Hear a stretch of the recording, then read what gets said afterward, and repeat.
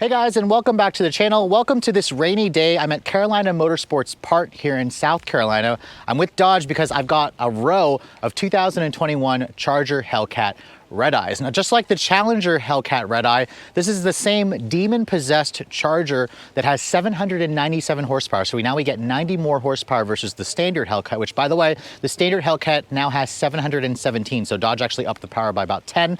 Now, Dodge is also claiming that this is the most fastest and the most powerful production four-door sedan ever. It's essentially the only four-door muscle car that you can buy.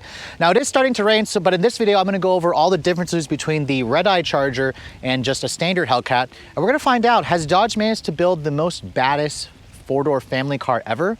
Stay tuned to find out.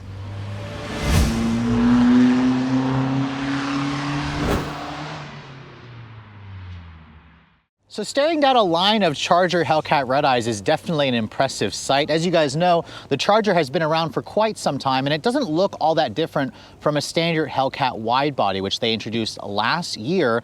Although the regular Hellcat, as I said, got an extra 10 horsepower. This one here comes standard with the Redeye package. And let me go over some of the differences between this model and just a standard Hellcat.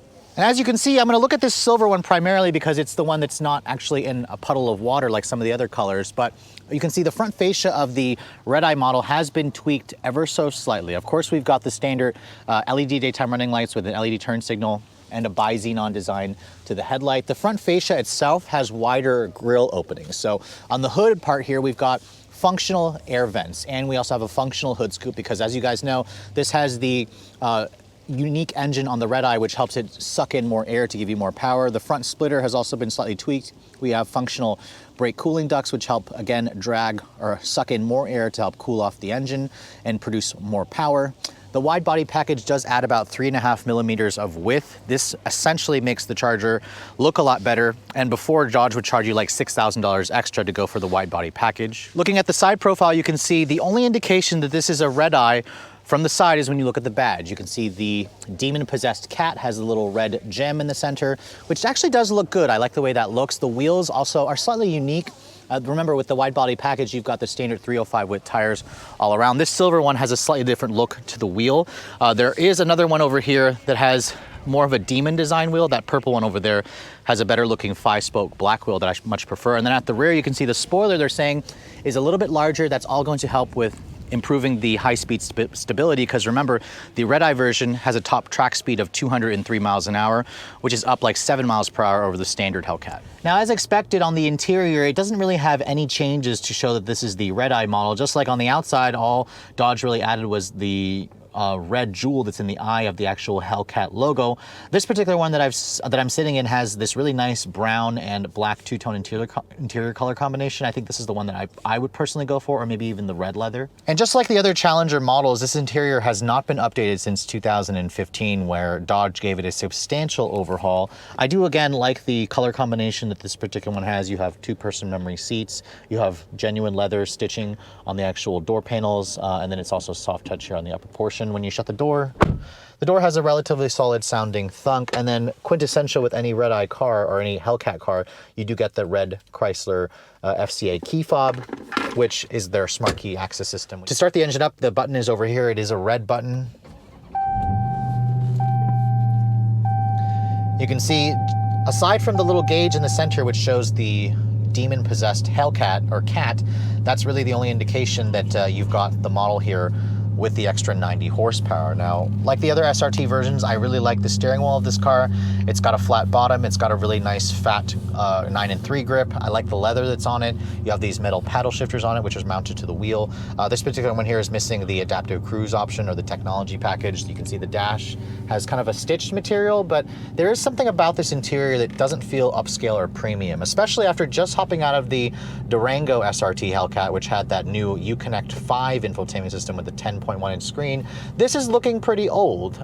It's almost like looking at the equivalent of going from like an iPhone 6 to an iPhone 10. It's just very much not as crisp and clear as when you guys, wait for the Uconnect 5 system. So I really was hoping that Dodge would add Uconnect 5 to this 2021 model. Perhaps they'll do it next year, or they're going to wait until they fully redesign. the Challenger and the Charger, of course. You can see there is some genuine carbon fiber. You have your volume knob over here, your tuning knob, dual zone climate control, which is nice. When you put the car into reverse, you get a backup camera, which the graphics don't look as good, of course, as the new Uconnect 5 system. Pushing the SRT button here brings you into your SRT driving mode selection, where you can go into like a custom, a sport, a track, automatic. There's also a launch control feature and a performance pages for all your track apps and whatnot. These seats, they are very comfortable and supportive, and they support very wide American frames, but I just think the seats are bulky and they're taking up a lot of interior space. For a big car, this already feels pretty small on the inside. So that's something that I hope Dodge works for on the next generation. You can see the glove compartment here. It's big, it's 2-tier storage, it's damped, it's lined with felt. But overall, the cabin, nothing really new has changed here. And I really think that Dodge should have considered adding Uconnect 5 to this system. So I've had a chance to drive so many Chargers over the years. This Redeye version has an extra 97 horsepower and it has the wide body package as standard, which means you should be able to put the power down, but the roads are still slightly damp. And as you guys saw, the back end will still step out.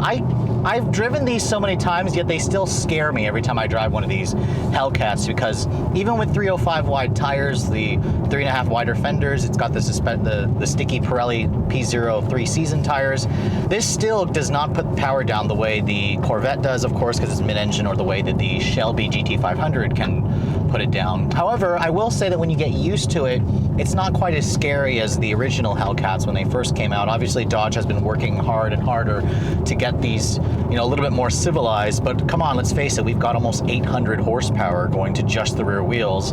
I think Dodge seriously needs to consider putting all-wheel drive on this car. Perhaps they'll do it for the final hurrah with this generation, or maybe they'll do it for the next generation. I don't really know, but if you guys are looking for a traditional four-door muscle car, this is the one that's still practically left, because it puts down the power like a muscle car does.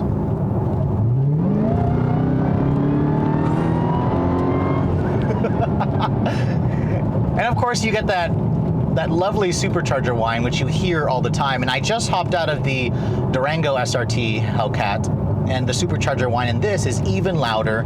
It's got a really quick shifting 8-speed automatic. It's a similar transmission to the one in the Durango. And Dodge says you'll get to 60 in 3.6 seconds. I think on a drag strip, you know, with the right tire, with the tires having some temperature in them, you could probably do it.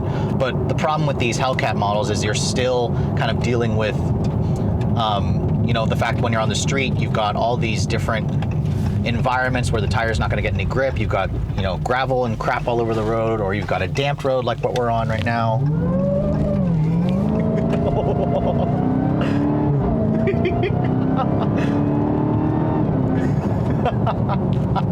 And I will admit, as much as I hate the fact that this car doesn't have the all-weather grip of the Durango, it is kind of hilarious to have the back end step out and to be fighting the rear end. I mean, this car is for somebody who wants the drama. It certainly delivers the drama with the supercharger whine, with the back end that steps out, with the farty noises from the exhaust. The paddles, however, are still a little bit slow to shift. But I just love that supercharger whine. Listen to that.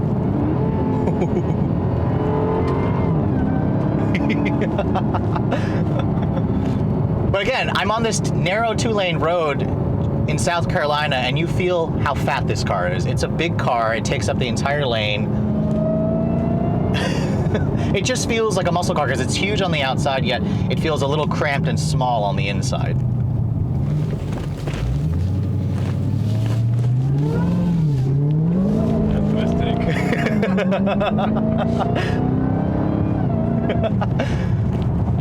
But if you have to ask fuel economy of this thing, I think it's rated at like, I'll have to double check, I think it's like 14 mpg combined. You're not going to get great gas mileage. It's actually hit with a $2,000 gas guzzler tax, which is not quite as high as the Shelby's, but still pretty bad. It's actually rated at 15 combined, 12 city, 21 highway, although that is better than the Durango on the highway, which the Durango I feel like will only probably get you 16 if you're lucky. But the cool thing about these Hellcats is when you're just cruising along, it has that Jekyll and Hyde personality. I mean, I've had it in its automatic mode right now, and when you're not on the throttle, it's a very smooth ride. It's not quite as quiet as, you know, the best, from AMG or from BMW's M or Audi, but considering the price of this car, I think Dodge has got a really good combination here of, just enough sportiness and firmness, but when you're just cruising along, the seats are pretty comfortable. They're very much tailored for somebody who's of wider frame. The ride stays relatively compliant even on bumpier roads. And you should be able to get over 20 mpg if you can just keep your right foot under control, which if you guys are a little scared of crashing into a brick wall or a wall because the car's gonna let go, you're probably not gonna wanna get near the throttle too much anyways. But as cool as the Challenger Hellcat Redeye was, I think the Charger Hellcat Redeye is probably the better buy, considering this is a little bit cheaper, it's a little bit more refined, and you have the bigger back seat, which is bigger than the Challengers, but still pretty small considering the size of this vehicle. So just like the two-door Challenger Redeye, the Charger Redeye takes everything that you liked, of course, about the Demon, because this is supposed to be a demon-possessed Hellcat, and brings it into the four-door body style. So this is obviously the more practical choice. Now, unfortunately, just like the other Hellcat wide bodies, it has a little bit of trouble getting the power down, although in these wet conditions, it's not really helping that. I really think that Dodge needs to consider, before this generation goes goodbye, adding all-wheel drive to the Hellcat's Charger and the Hellcat Challengers, because that would really improve the performance. I mean, 0 to 60 in 3.6 seconds, a top speed of 203 miles an hour, 10.5 quarter-mile times. I mean, those are all very impressive numbers, but I think Dodge could do even better if they just gave it the all-weather traction that it needs. Now, if you guys are looking to buy one of the Charger Redeye models, what's it going to cost? Now, the Charger Redeye starts at around $78,500. That makes it about $8,000, $9,000 more expensive versus the standard Hellcat Charger. It also makes it a little bit less expensive versus the Challenger, which does make this a pretty enticing option. Now, most of these cars that you're seeing here with options will be